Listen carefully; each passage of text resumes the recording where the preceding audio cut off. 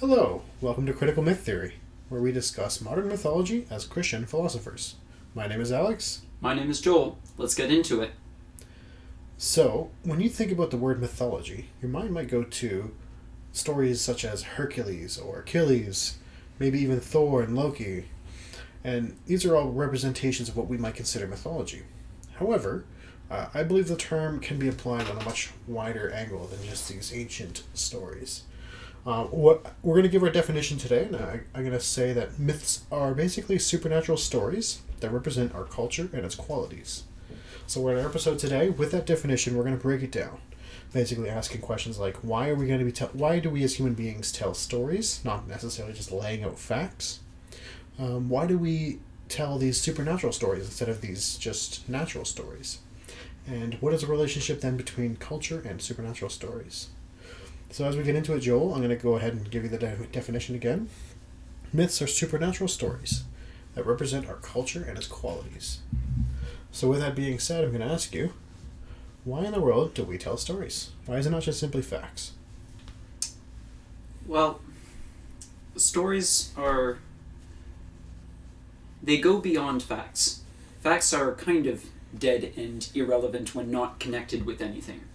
Stories use language, but not just language. They use language in order to get to something beyond language, something that you can learn something from, something greater than what can just be said, but also it has action in it. It tells action in language form, and by someone's actions you can infer where you ought to go.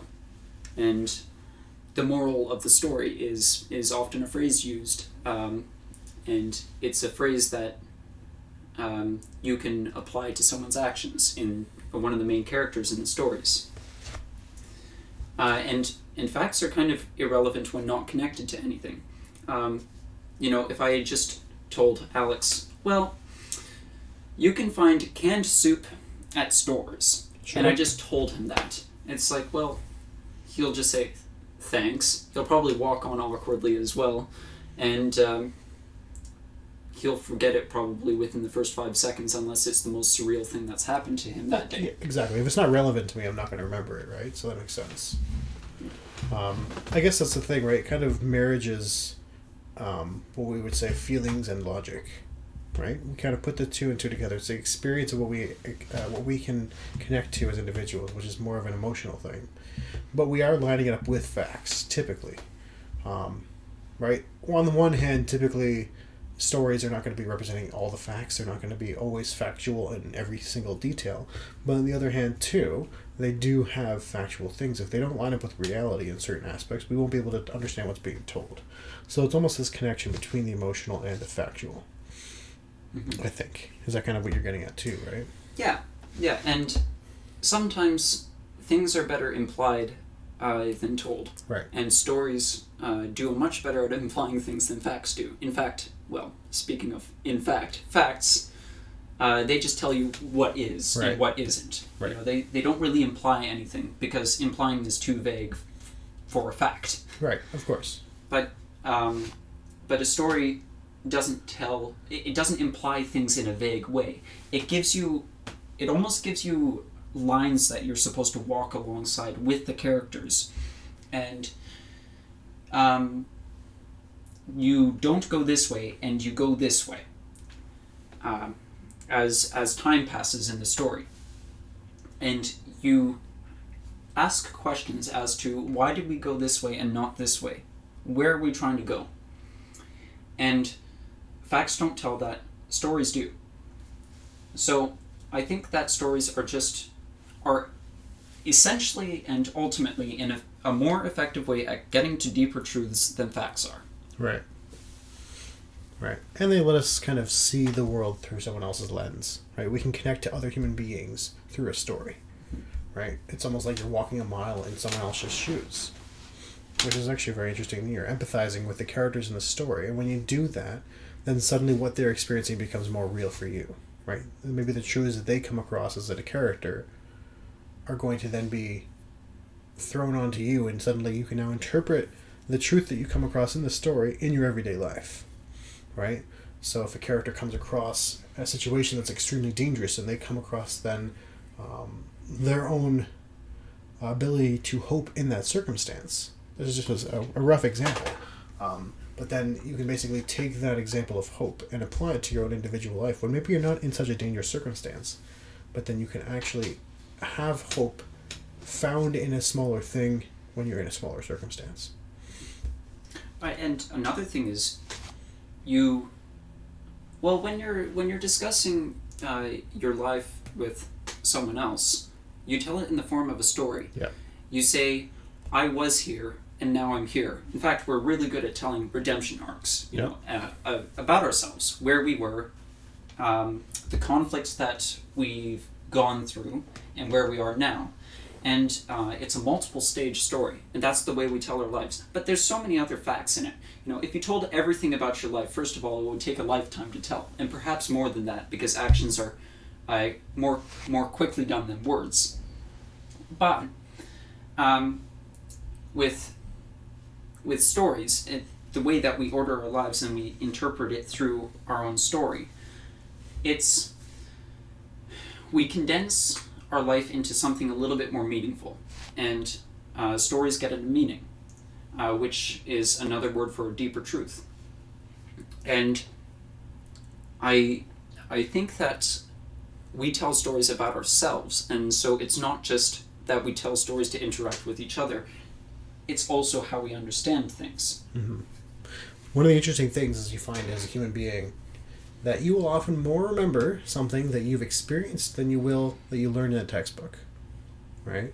What I would call practical knowledge versus just textbook knowledge. I mean, theoretical. I'm gonna use some, I guess, vague terms here, but like I would use like head knowledge versus heart knowledge. These are kind of terminologies that I've used in the past, and people kind of understand what I mean. Is that like you can know that 1 + 1 = 2, but to actually experience that, I mean that's a bad example, but to actually experience that suddenly makes it more real for you. It doesn't make it any less or more true, but it does make it more real for you to be able to apply and live up to that then going forward. And stories do a great way of kind of speaking to the heart, that kind of, and again, like you said, right, we tell that story to ourselves. How we relate to ourselves and the memories that we have are all based in storytelling. Right? I don't remember facts about myself. I remember things that I've done and the situations that I've been in, the emotions I felt at the time that led to who I am today. And I think there's a big connection there. And it leads to those facts, right? I can sit here and define maybe something about myself as a fact, but it's based on past experiences. It's been proven based on past experiences. Mm-hmm. But, and then also another thing is, a story is, well, you were just talking about head knowledge versus heart knowledge. Sort of your experience versus your thinking. You can logically think through things. And there's, of course, feedback. It's not like it's completely antithetical. Right, no, exactly. But with a story, it's not only that it's an experience of someone else. You are living a simulated experience when you read a story, or when you watch a movie.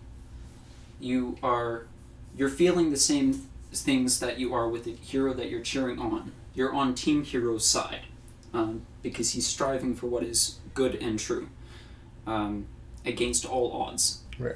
And you feel for him. It's a simulated experience, and it helps you more deeply understand the direction that we ought to go as individuals, but also as a culture. But it also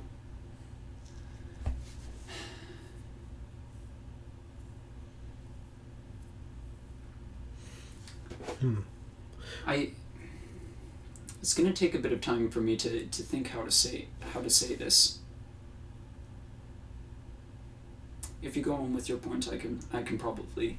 Yeah, I was just gonna say that it's how we relate to reality, right? Mm-hmm. There's no point when we are just factual, right? We experience the world, and that's in and of itself a story. So our memory itself is a story. The way that we take in information and then relay it to someone else is all of it a story. So stories are really fundamental to the human experience. Mm-hmm. I think that did it well enough. Okay. Yeah. Yeah, we can kind of keep beating this dead horse, but we're going to go into the next point then, kind of talking then. So, if stories are so important and fundamental to the human experience, then why is it that with mythology they don't tend to just be stories, right? We're not just talking about Tom who goes to school every day. We're talking about, mythical creatures or beings who have greater power than what we have. So why are we talking about these supernatural stories as though they were real, right? It's almost like a lie, isn't it? So why are we talking then supernatural stories, not just everyday stories? Well, my favorite parable is the parable of the tenants, and the landlord or the master, he gives 1 talent, which is a piece of currency.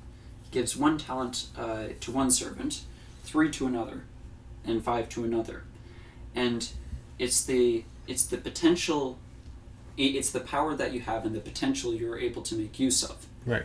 And with supernatural stories, it's as if you gave a whole bunch of those talents to one person, and it's easier to see how people can use it for the greatest amount of good and the greatest amount of evil. The consequences are more obvious when there's more power involved. And so the man who was given 5 talents made 5 more. And so he made 10. Or he ended up with 10. And then the 3 was 6. But the 1, he only kept it hidden in the ground. So he didn't make a whole lot of it. In fact, it was quite inconsequential. With supernatural stories, we're seeing very obviously, a lot more obviously than when Jim goes to school, right, and what responsibilities he has. We're seeing a lot more obviously with the amount of power and potential that these people have on a large scale, we can do on a small scale. Right. So in a sense, then, we're basically going from the 3 talents to the 5 talents so that we can understand our 3 talents a bit better. Yeah. Right? So it's almost like taking a step up to take a step down again, which is a bit of an interesting way of looking at it. And one of the interesting things, too, is that, like, it almost is easier to apply to a wider range of topics then, right? Responsibility is a pretty easy topic to understand in terms of power, right? I can't lift up a car. So what are my responsibilities? They're almost more specific to my life, right? I have to go to work every day. I have the capability to take care of myself and to take care of the people that depend on me. That's my responsibility. And it's specific to me. I'm going to come across another individual who doesn't have those same responsibilities. But when we start applying it to a supernatural scale of an individual who has powers that neither me or this other person have, then their message of responsibility can apply to both of us, not because it's so specific, but because it's actually a bit more broad. Mm-hmm. And it's the amount of power that you have that shows how much responsibility you have over a certain amount of things. Your right. Radius of responsibility. That's pretty cool alliteration. But Immanuel Kant said that the ought implies the can. No, it is the ought implies the can. Okay. And so, if you ought to, then you should be doing it. Right. But I think you can also turn it around, and this is completely different. If you can do good, you ought to do good. So if you have a maximal ability to do what is good, then you ought to maximize not only the area but the amount of good that you're doing. Right. In that, because that's how much responsibility you have to fill. Right. So that kind of gives this discussion of power, right? Power is not really ever given to an individual as if there's an excess of it. All of it has a use in a responsibility, right? There's no spare change of power. It's all of it meant to be intended for something, right? So, for example, we give political power to a politician. only within the boundaries of what they need to use it in, right? So in a sense, someone like Superman, who has a large amount of power, then has a large amount of responsibility, because all of the power he's given, none of it's meant to be used for himself or his individual gain, but 100% of it's meant to be intentionally used to give to other people. So then he's now under that weight of responsibility, and I think that it's a wider range of, it's like almost like a telescope where we're looking at this from our perspective and then seeing a bigger, broader picture. And I'm sure people would have been pretty upset if Superman decided that he wasn't going to save the world from General Zod and his colonizers, because he has the capability to and the responsibility to.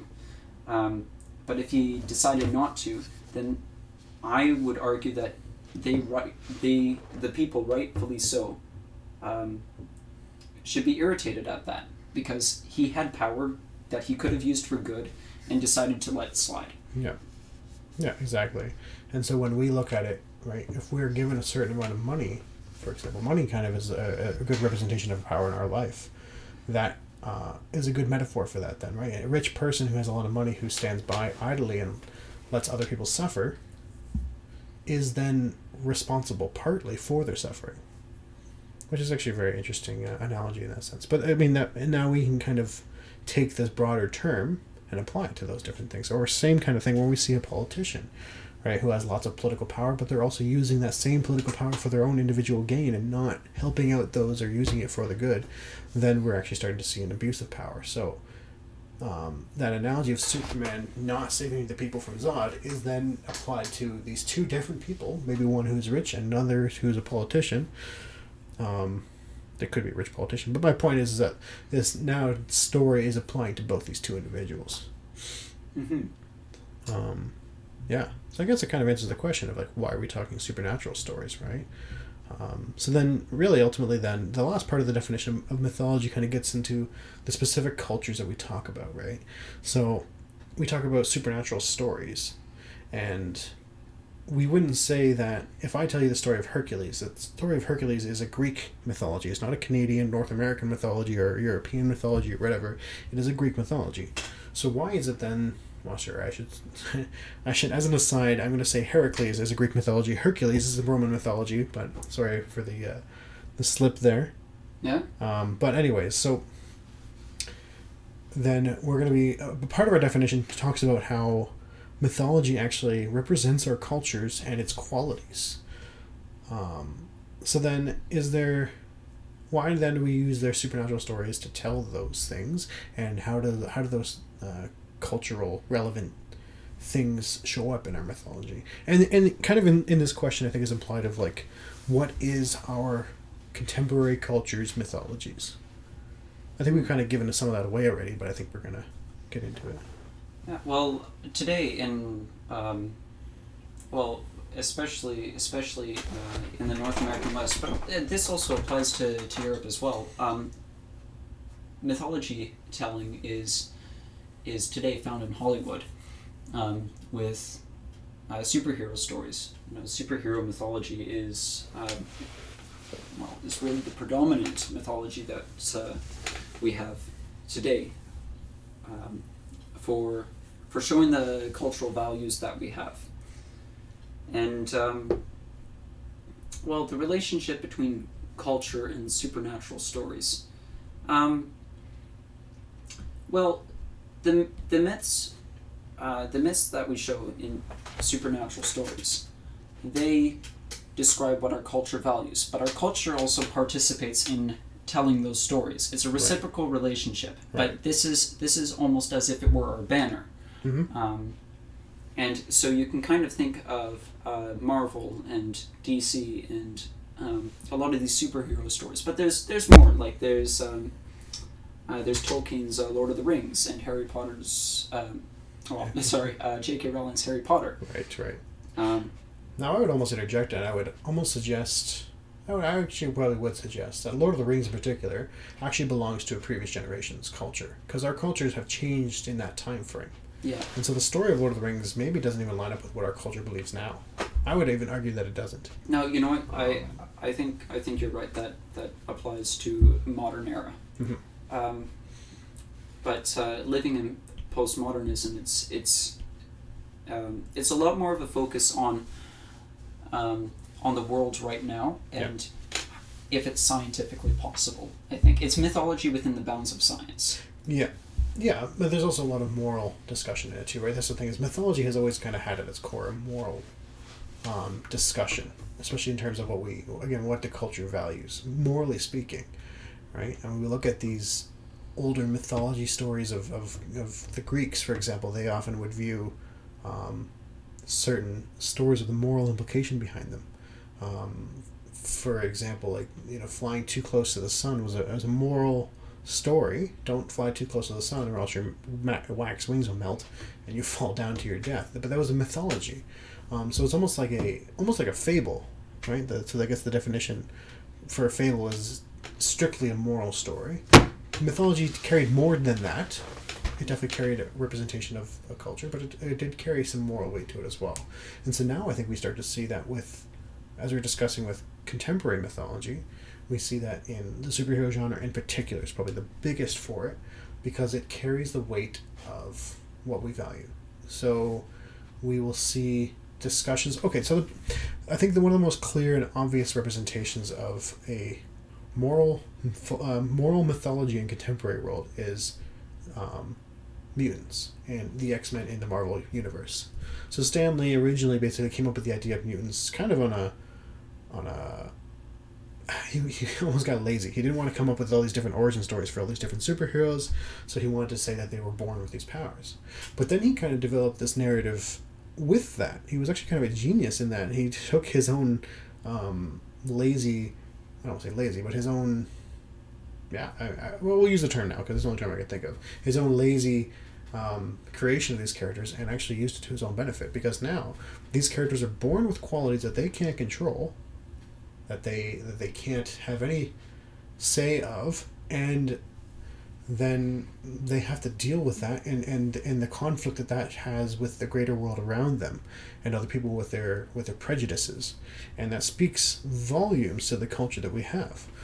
So when we talk about racism, because that was a big thing back when, it still is a big thing today, but back when Stan Lee was writing that was the topic of the time, was racism. And so you can kind of see that representation of racism and mutants as like a close analog for that discussion, right?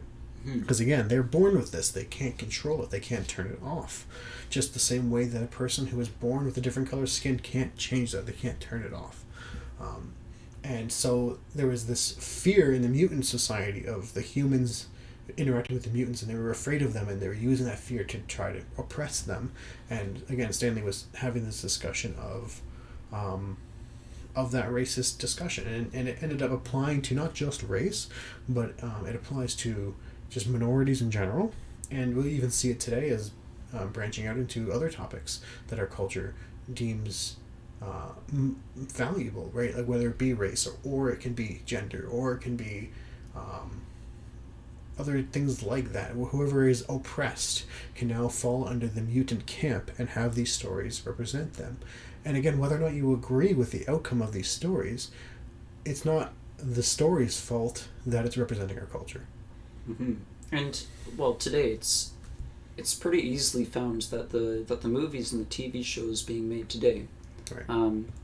It's the power of the minority overcoming the oppressor. Right. Whether you agree with the narrative or not, that's what the narrative is proposing in today's in today's story, and what they're representing in their superhero mythology. By the way, when you watch TV shows, especially superhero TV shows, and let's say Loki, WandaVision, especially, I think this really applies to Winter Soldier and Falcon, or Falcon and the Winter Soldier. Mm-hmm. Watching this oppressed uprise against the oppressors, this dichotomy between the oppressed and the oppressors, and watching the underdogs fight the nasty overlords. Right. You will see that theme a lot in these stories today, and pay attention to the narrative because it's I think that it's developing in a very interesting way. We were talking about this earlier. I think we're going to be talking about it in a later episode, but I think we're beginning to see a bit of a sympathy for the devil type of theme coming out in things like WandaVision, but especially Loki. Right. The kings and queens of individualism, of their own story, of their own subjective truth. I know. Oof. Yeah, Alex and I do not like that term, but it's oxymoronic by its nature, said Alex. It is. But yeah, I mean, subjective truth is absolutely a ridiculous thing. We can always talk about that later. But yeah. But again, like what I would like to point out is that I think a lot of people think that these myths are driving perspectives of these topics, and I'd almost say that's the other way around. Now, maybe, like you said, it is reciprocal, so I don't think that it's completely separate either. But I don't, like, for example, people want to sit there and throw shade at Disney for pandering to these ideas, but it's part of what mythology is representing these ideas. Now, that being said, they're going to use it as a soft sell, perhaps, or to people who want to have these stories, but it would be dishonest to represent our culture without representing what it believes and what it values. Now, one of the interesting things I kind of want to point out too is that it also represents what we fear. Right? A lot of the times what the antagonist is in these stories, and like you kind of brought this up, right? The antagonist of these stories tends to be a representation of what we fear. And you can see that too with the old mythologies of old. When they looked at thunderstorms that they didn't understand, and they would apply that to Zeus, a maniac and maniacal. That's the word I'm looking for. Yes, a maniacal god who would go around and on his own whim do whatever he wanted, represented this crazy weather that they couldn't explain. And another example too would have been something like Fenrir or these other creatures that were dark and representatives of what we feared as human beings in those ancient days. Cerberus is a three-headed dog. Well, dogs back then would have been terrifying. Wolves would have been scary because they killed human beings, and so they represented what we feared as the antagonists in these stories. So now we see the same thing, so that if our contemporary or modern stories are telling stories that have big government as an antagonist, that's because we fear big government. And we even look back to the early the mid 1900s during what we call the Red Scare. Right, America was so obsessed with the fear of communist Russia that they actually told a lot of science fiction stories about invaders from outer space who could wear the skins of human beings, and you couldn't know who is who without basically finding out. But they were afraid of these spies infiltrating their country. Right? So again, it shows you what we're fearing. So I think that actually says a lot about our culture. Right? Again, the antagonist of what we look at. I think science fiction is really big for that. I mean, you keep telling me that I've got to watch Alien, and I guess I should. I'm watching it with someone. I got a weak stomach. But science fiction, showing you what you fear, but in probably the most specifically crafted way possible. In science fiction has such a great way of doing this at a cosmological level. Right. And just showing everything that you fear into one entity or into one thing that you can name. Right. And then watching your heroes fight against it. That's kind of a difference between the genres, right? Because we do have a fantasy genre, we have a science fiction genre, and we have a superhero genre. Sometimes people would want to throw superheroes in the science fiction genre, and sometimes they want to throw it into the fantasy genre, depending on what the story, whatever superhero we're following, right? Like Thor would be a fantasy hero, let's say, but Iron Man would be a science fiction one. But ultimately, I'd have to argue that no, it's its own genre. Superheroes are their own genre. And the interesting thing about fantasy is that it almost holds to subjective truth, right? It almost holds to objective truth. It holds to things that are not changing, but instead right and wrong. If again you look at Lord of the Rings or we look at Star Wars, these are stories that are talking about things that are evil. No ifs, ands, or buts about it, right? No one's sitting there claiming that Sauron was actually a good guy. Right? No one's sitting there sympathizing with Saruman. Everyone knows that these are evil individuals, and everyone knows that the heroes are good. Whereas something like science fiction definitely has a discussion of almost like sympathy for the evil, but also I think even questioning the good, right? Not necessarily labeling it, but almost leaving the question up for you. And superheroes kind of, I think, can capture both of those topics. Superheroes by their origin, we look at Superman as the origin of superheroes, I would say. He came about holding to Judeo-Christian values as a good thing. He rose up to the opposition of Nietzsche's Übermensch Superman. They decided, the authors of original Superman decided to basically go completely against this notion that there was this man who was above morality. They said, no, this is actually a man who has superpowers that is actually subject to morality, insofar as he was the most moral character. Right? He didn't ever tell a lie. He was always there. He never killed anyone because he himself had the power to stop evil without ending life. And so, yeah, we see Superman as this representative of these Judeo-Christian values. But then, at the same time, we do see the dabbling in what is good and what is bad. So it's almost like this kind of marriage between the two genres, while at the same time being its own thing. Yeah. I actually want to get back to point 2 on one thing. And I know shouldn't backtrack, but... Sure. No, that's fine. So point 2, which is basically talking about supernatural stories as opposed to just natural stories. We were talking about responsibility and power. Right. And if you have a lot of power, you have a lot of responsibility. I want to give 2 characters here. One of them is Loki, and the other one is Spider-Man. Sure. And with Spider-Man, it's been a theme through all 8 movies, probably 9 within a year or 2 or something like that. Very much looking forward to that. But this, with great power comes great responsibility. And in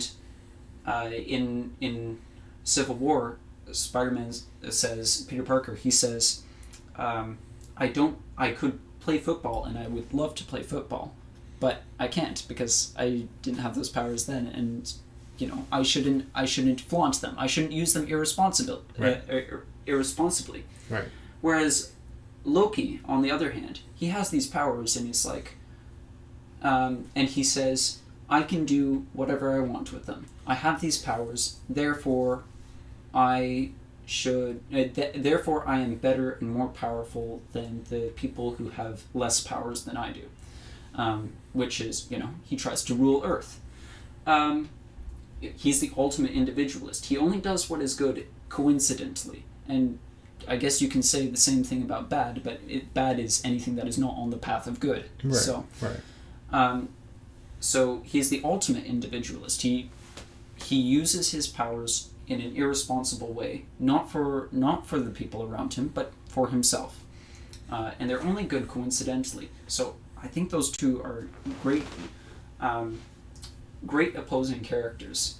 Yeah, good dichotomy, right? Now, as the Loki TV show goes on, and so far there has only been 3 episodes, 4 after this episode comes out, after this podcast episode comes out. I'm looking forward to seeing where they take this Loki show, because I think that they're going to... they have been turning him into a character that you cheer for, but on his own basis of morality. They're not changing him. Right. They're trying to make you feel sympathetic towards him. Right. And so I want to see where that goes, and I kind of want to open up the discussion to you guys. And as the show goes on, if we can talk about this sympathy for the devil type of thing going on. Which is funny because it wasn't always there, right? We look at 10 years ago when Thor came out. Roughly 10 years ago, sometime. Yeah. It's the complete opposite story. You have this character who is a either morally ambiguous or morally corrupt character, who is Thor, who is actually punished for his moral ambiguity, and then he has to basically change his morals, changing who he is, and we cheer that on when he succeeds and then is basically made worthy, not because he was worthy the whole time, but because he actually had to live up to a different standard. Right? And so it's actually kind of funny how the narrative in the actual universe itself has changed, if that were to be the case. If we see that this Loki doesn't come across his own, living up to a different moral code, but just instead being true to himself, then again we can see that narrative completely shifting, which again it speaks a lot into our culture. How even just 10 years ago things were very different. Now that being said, I know you want to wrap up, so I'm going to make this point a little quick. That being said, I think that there's something about objective morality that is pleasurable. Because, like I said, Lord of the Rings doesn't necessarily line up with our contemporary cultural view of the world, right? The heroes who are in it are representations of perhaps the heroes of our parents or their parents' generation, not of our generation. Loki would be a better representation of our generation's hero. But at the same time, Lord of the Rings is still widely accepted and still widely popular. And a lot of the stories that we tell, like I said, even Thor had that. These Judeo-Christian values that he held to, and having to live up to them and being cheered on for. There is something that we enjoy as human beings about that, regardless of what our culture says. I actually find that very interesting. Because no matter what the culture's narrative is, there's still something about objective morality that we cheer. Yeah. But anyways, like I said, we can kind of go back and forth on this all day, but we're going to actually wrap up now, I think. So we're going to kind of repeat, I think, the discussion. So basically, we talked about how myths are supernatural stories that represent our culture and its qualities. We kind of went through why we're talking about stories, not necessarily just facts. Why is it that these stories have to be supernatural, and what is the relation then between the supernatural stories and their culture? Did you want to add anything else to the end here, or? No, I think that's a pretty good summary. I actually do want to go over the definition of myths again. Our definition is so vital for the rest of the episodes that we go through. Well, I think to our name as well, right? We talk about critical myth theory. So So myth is in our name, and the reason we came up with critical myth theory, of course, it's a bit of a rib to this whole discussion of critical race theory, but at the same time, it's actually completely different. We wanted to talk about. There was actually a number of reasons why we chose his name. Also, he says we created. He created. He had the creative mind on this one. Well, so good on him. Had to go through a lot of processing power, but we talked about critical myth, and we definitely want to include discussions in the future about games and things like that. And we have D&D and other popular RPG games that use terms such as critical myths. So that was the reason why I chose critical myth theory. And we are being criticals of the myths and the theories behind them. So it is actually a very applicable name as well. So also, speaking of Dungeons and Dragons and whatnot,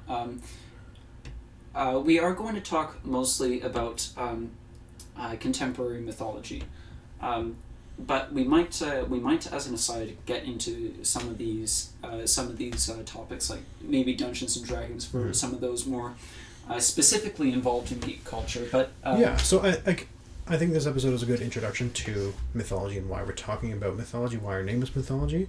But the term covers such a wide topic of discussions that we don't have to worry about only talking about superheroes, for example. Superheroes is a big topic of right now, but things like fantasy, whether it be D&D and other games like that, we're definitely going to be getting into. So I'm not too worried about that.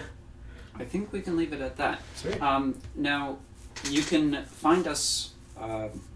You can find us on Spotify, on YouTube. We're probably going to have a few other posting sites as well. I think so as well. Yeah. Google, probably post it on Apple as well. Right. But yeah, we'll see. YouTube and Spotify definitely are our two big ones. Yep, and we're going to be releasing every Thursday. Yeah. Now we don't record on the Thursday, so if we say something and something has changed in the time frame that we record and we post, we do apologize for the discrepancy, but we'll try our best to kind of stay up with the times. And with that, we're going to log off. So, cheers, guys. Cheers, guys.